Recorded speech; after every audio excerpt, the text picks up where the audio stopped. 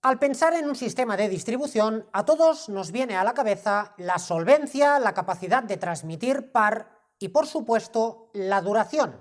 En esta línea de pensamiento, el ganador por excelencia siempre será el engranaje, no hay demasiada duda en ello. Pero si nos vamos a la vida real y analizamos todo el parque automovilístico actual y desde hace bastantes años, no encontraremos más que un uso residual de estos sistemas, siempre hablando de turismos. Entonces, si es el claro vencedor, ¿cuál es el motivo o los motivos por los que el fabricante no aplica este sistema? Más allá del económico, que también.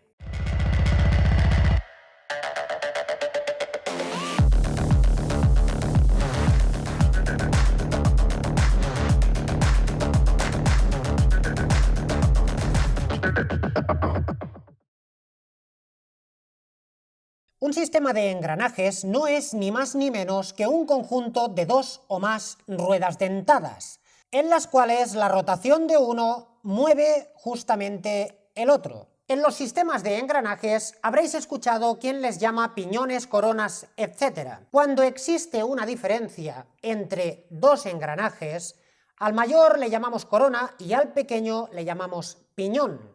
De ahí el hecho que coloquialmente podemos llamarle de cualquiera de las formas. Al final, solo son nombres. Lógicamente, un conjunto de engranajes es un sistema muy solvente y sólido, pero si habéis tenido ocasión de escuchar de cerca un conjunto de estos girando a altas revoluciones, seguro que os ha quedado grabado la sonoridad que desprende de ello. Evidentemente, hay que añadir el hecho de que cualquier motor, el que queráis, tiene una falta de constancia en el ritmo, y no solo en el ritmo, sino en la demanda de potencia. Además, el propio conductor tiene mucho que decir al respecto, puesto que no van a haber dos escenarios exactamente iguales. Tiene mucho que ver con el sonido final, y no solo eso, sino que más adelantado el vídeo entenderemos qué diferencias nos afectan. Este cambio de ritmo que estamos comentando implica que el movimiento cambiante golpee constantemente de extremo a extremo su tolerancia. Entenderemos por tolerancia la distancia que queda entre un diente y el contiguo de la rueda que tenemos enfrente. Alguno podrá decirme por qué no secamos la distancia que queda entre dos dientes. Por ejemplo, acercándolos. De esta manera evitaremos el repicado que existe entre ellos. Evidentemente vamos a disminuir todo esto, pero van a aparecer ciertos inconvenientes que destruirán el conjunto. El principal es el hecho de que si queremos disminuir el roce, la fricción que existe entre dos dientes, es necesario incluir una lubricación. Y para poder incluir una lubricación, debemos permitir que exista una distancia donde almacenar este fluido. De lo contrario, el deslizamiento retirará cualquier margen de lubricación entre ambos dientes, ocasionando laceraciones, arrastre, gripado y por tanto destrucción del conjunto. Estoy seguro que la mayoría conocéis el segundo motivo, y no es ni más ni menos que la propia dilatación de los metales. Debemos ser conscientes que cuando dos piñones están trabajando engravados, debemos permitir el movimiento, el ensanchamiento producido por la dilatación. En caso contrario, tendremos un ataque exagerado entre dos dientes que originará directamente la destrucción de los mismos. Y no solo la de los engranajes, sino que también su alojamiento.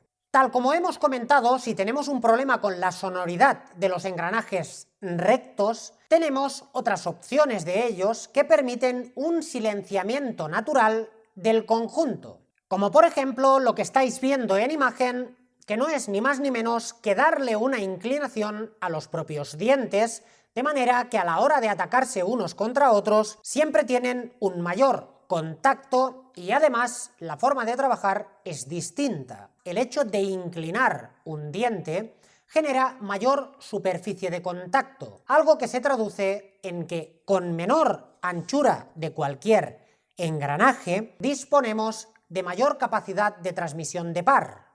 En automoción, como norma general, estamos en torno entre los 15 y los 25 grados de inclinación. Para otras aplicaciones hay que estudiar cada caso de forma individual. Los engranajes helicoidales tienen todas estas facultades, pero tienen un problema, y es el empuje axial. Este empuje axial no es ni más ni menos que una fuerza que nos retrae un engranaje hacia un costado, y lo realmente perjudicial es que el engranaje que está trabajando en conjunto con este tiene una fuerza totalmente opuesta. Llegamos a un problema en el que normalmente dos engranajes que están operando de forma tradicional tenemos un empuje hacia los lados inversos, pero nunca tenemos, además, un empuje hacia los costados. Esto genera un desgaste en los bujes que están trabajando dentro de ellos. Este efecto indeseable produce un desgaste que no solo tiene que ver con el buje, o sea, la pieza que tenemos en el interior, sino que también desgasta las zonas planas donde se apoya, bien sea en el interior o en el exterior. Como curiosidad os diré que el fundador de Citroën, buscando una solución a este inconveniente, aplicó, o más bien copió de otro oficio, un engranaje en V que neutraliza totalmente este tipo de acción axial. Lógicamente, si quien patentó el sistema fue Citroën y la imagen nos recuerda perfectamente al logotipo de Citroën, pues de ahí es precisamente donde salió el doble chevrón. Como todos sabéis, en mecánica no existe la unanimidad. Cada fabricante opta por una solución distinta, acorde a sus necesidades, a su bolsillo o a lo que sea en cada caso. Si os fijáis en pantalla, disponemos de un engranaje recto que en esta ocasión está subdividido en dos partes. Fijaos que tenemos una parte pequeña decalada una cierta cantidad de grados respecto a la parte ancha del propio piñón. Esto tiene un sentido, y no es ni más ni menos que secar esa distancia que queda entre dos dientes. De esta manera evitamos, o como mínimo nos parecemos bastante, a lo que ocurre en un engranaje helicoidal. Este tipo de engranaje decalado lo podemos encontrar con un único decalado o bien con dos decalados. En el caso del fabricante francés Renault, estaréis familiarizados algunos de vosotros en encontrar sistemas de engranaje parecidos al que os estoy mostrando, en el cual existe un decalado en un costado y otro en el costado inverso, de manera que podemos trabajar con dos satélites a los costados que engravan una porción de piñón por un lado y otra por el lado contrario. De esta manera somos capaces de silenciar un conjunto. Fijaos en el despiece interno de cualquier engranaje de este estilo. Disponemos de un resorte acerado que genera una presión constante, pero cuidado, realmente el engranaje lo instalamos nosotros. Esto quiere decir que si el decalado de medio diente aproximadamente lo cambiamos por un diente y medio, vamos a destruir el conjunto. Y lo más importante, no solo romperemos estos dientes, sino que las porciones que vamos a desprender de este engranaje van a ir a parar a la cascada de piñones que tengamos en ese conjunto, destruyéndolos todos. Está claro que para el montaje de este tipo de engranajes no es indispensable el uso de utillaje específico. Hay o existen otras maneras de realizar este tipo de trabajo, pero por norma general se ejecuta de forma incorrecta. Un utillaje no tiene mayor labor que el encasquetado en una posición determinada, donde si os fijáis, únicamente retenemos una porción de la corona, de manera que podremos rotar de forma mecánica la otra parte, pudiendo bloquear el sistema. Esto, si lo tenemos que ejecutar con un soporte, es muy sencillo, puesto que, como podéis apreciar, disponemos de una fijación que ocupa más de un diente.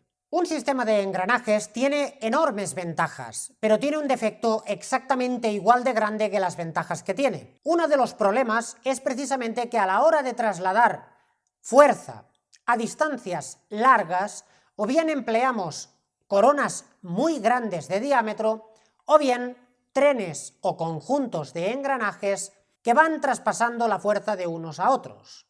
En los motores tenemos precisamente este tipo de dificultad. Fijaos que todos los motores OHC, o sea con árbol de levas en cabeza, tenemos la distancia entre el árbol de levas y el propio cigüeñal en las antípodas. Poder salvar este tipo de distancia implica el uso de infinidad de engranajes que convierten al conjunto en algo tedioso, pesado y difícil de aplicar en mecánicas modernas. Está claro que por tradición, en aquellos motores OHV clásicos, teníamos el árbol de levas a una distancia donde podíamos atacar directamente desde el propio cigüeñal hacia el árbol de levas únicamente con un conjunto de 2 engranajes, algo que tenía todas las ventajas para aplicar este sistema. Si volvemos ahora a la imagen que os he mostrado del motor OHC, este en concreto, fijaos que tenemos resaltado en amarillo fuerte o bien color mostaza tanto el cigüeñal como el propio árbol de levas. Fijaos que la comunicación entre ambos pasa realmente por transmitir la fuerza a través de 5 engranajes, contando los extremos. Esto es algo que no en todas las motorizaciones podemos aplicar. Podéis llegar a pensar que realmente no tenemos ninguna dificultad por instalar esta cantidad de engranajes, pero en realidad esto no es así. Si tenemos una cierta cantidad de masa en cada uno de los engranajes, cuando nosotros estamos acelerando y el directriz es el propio cigüeñal, no tenemos demasiado problema porque ya hemos dejado un calado estricto que nos mantiene una posición determinada. Pero cuando nosotros ralentizamos de forma severa el cigüeñal, nos encontramos con algo que no esperamos, y es el hecho de que la inercia de los propios piñones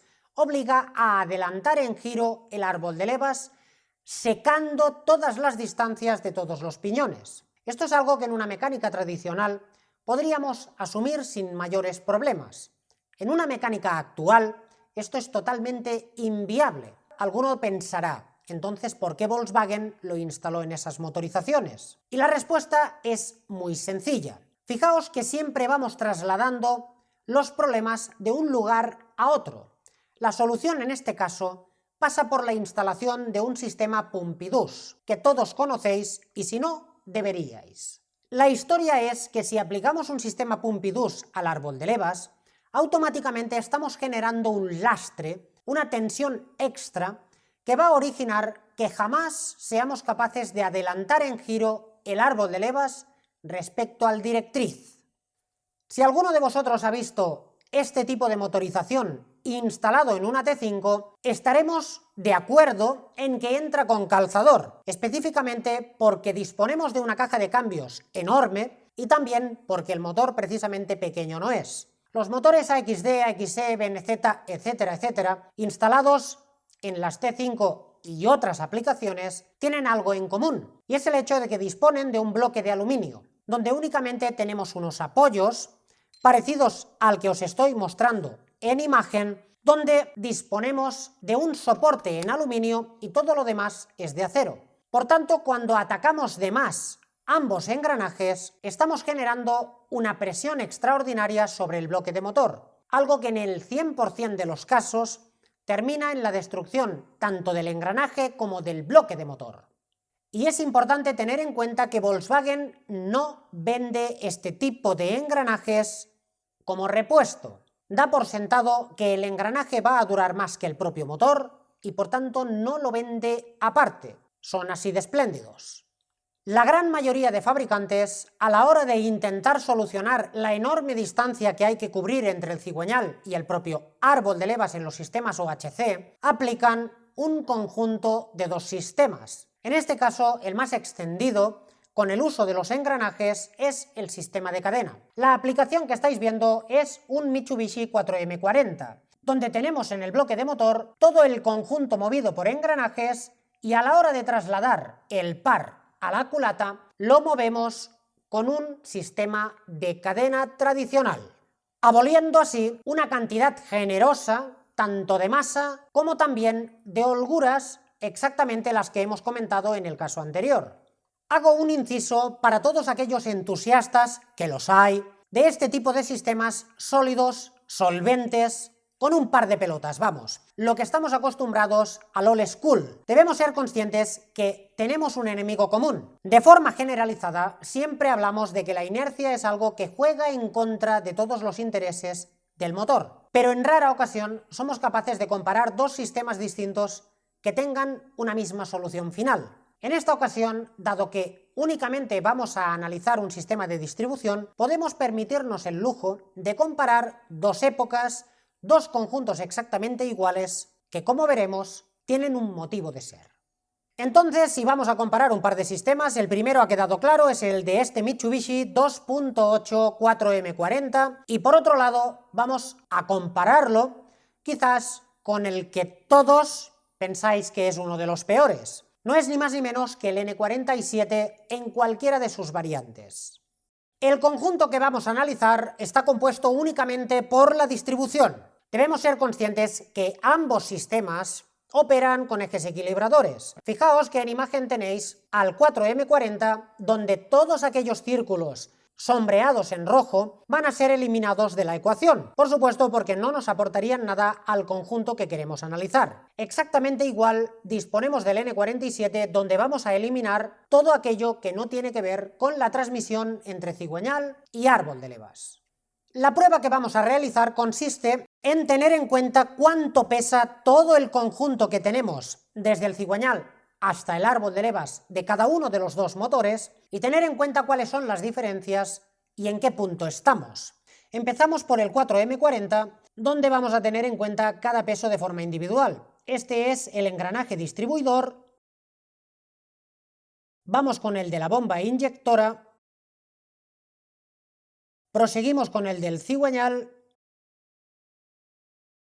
Este será el piñón del árbol de levas, recordamos es una única unidad, y por último la majestuosa cadena, que vale exactamente igual para mover la transmisión que para arrastrar el vehículo. Vamos ahora con el N47, que bueno, a la vista está que es bastante más delgado todo.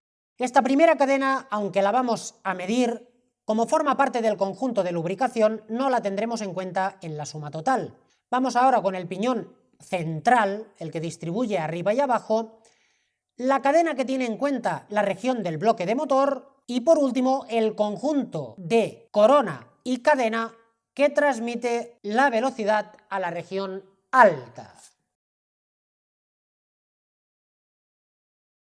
Imagino por los resultados que estáis viendo que no cabe la menor duda de que existe una diferencia importante de masa entre los dos conjuntos. Debemos ser conscientes que el conjunto del 4M40 es 2,7 veces más pesado que el del N47. Solo como dato, este Mitsubishi 4M40 que os acabo de comentar es un 2.800 centímetros cúbicos turbodiesel que desarrolla únicamente 125 caballos. Claro, lo hemos comparado con un N47. Fijaos que se trata de un 2.000 centímetros cúbicos, que en el peor de los casos, y teniendo en cuenta, obviamente, la diferencia entre centímetros cúbicos de cada una de las unidades, es 1,5 veces más potente. Pero no solo eso, sino que la versión más radical del mismo motor sobrepasa las 2 veces su potencia. Está claro que esta diferencia en las potencias no únicamente responde a un aumento en la presión del turbo, a una gestión electrónica mucho más avanzada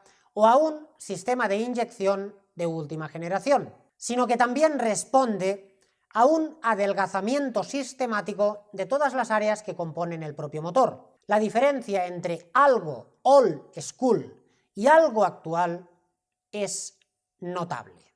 Volviendo al tema de la lejanía entre árbol de levas y cigüeñal, no todo el mundo opta por emplear engranajes en la región baja y sistema de cadena en la parte alta. Existen ciertos fabricantes que operan de otra manera, y es que mantienen el sistema de engranajes en la región baja, pero aplican un sistema de correa para la parte alta. Este es el caso precisamente de los Renault G9T y G9U, donde encontramos un sistema de distribución por correa que aplica única y exclusivamente al movimiento entre el propio cigüeñal, o en este caso el engranaje intermedio, y los árboles de levas.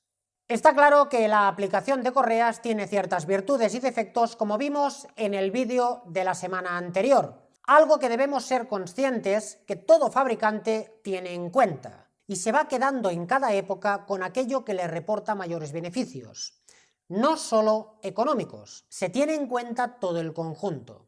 Y para ir terminando este bloque, muchos diréis, y además con bastante criterio, si tan malo es el sistema o el conjunto de engranajes, ¿cómo es que se aplica en todos los industriales pesados? Y la respuesta es muy sencilla. ¿Habéis visto algún tipo de turismo que no llegue a las 4.500 revoluciones de giro en el motor? Muy pocos, ¿verdad? Y ahora os hago la pregunta al revés.